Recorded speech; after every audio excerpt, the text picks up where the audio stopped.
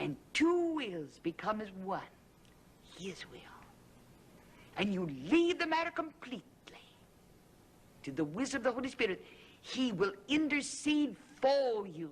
He'll come before the throne of God and pray with you and through you and in you. And you cannot miss the will of God. I promise you. Do you know the Holy Spirit in that prayer life of yours?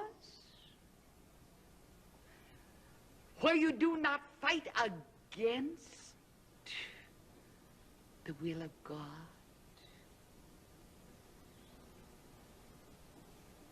But where you yield yourself to his will.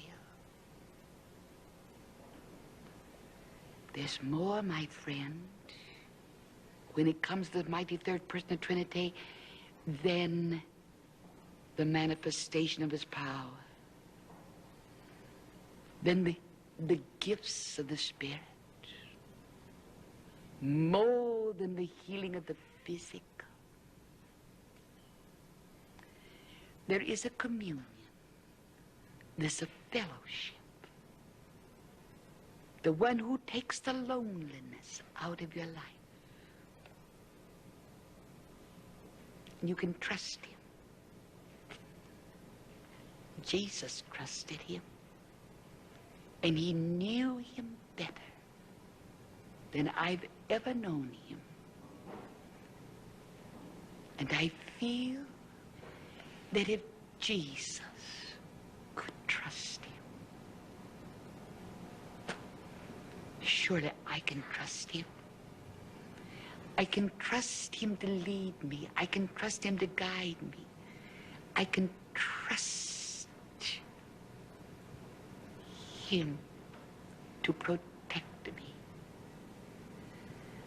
and to overshadow me with his divine presence.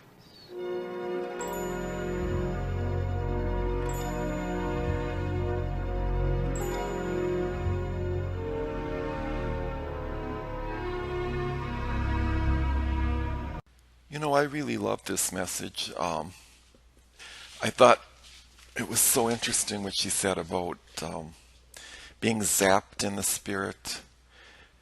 There really is no way to describe it, but Kathryn used to say, slain by the power of God. In fact, I did read somewhere that she was the one who actually dubbed that expression, slain in the Spirit. And actually, she was the one who made famous the word of knowledge and the falling out under the power experience. It was unheard of in the denominational churches for hundreds of years, and but she brought that revelation back to the mainline churches and the churches of America, especially. Like I said, the word of knowledge and the falling out under the power. And then it became more commonplace, practiced in more and more churches. Even some denominational churches had that experience manifesting.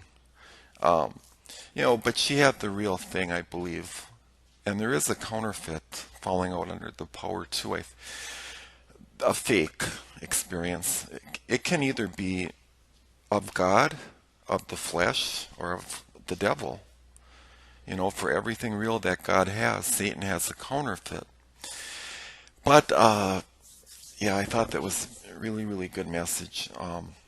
She talked about the loneliness of the consecrated life, because she really did have the consecrated life, and she was surrounded by thousands of people.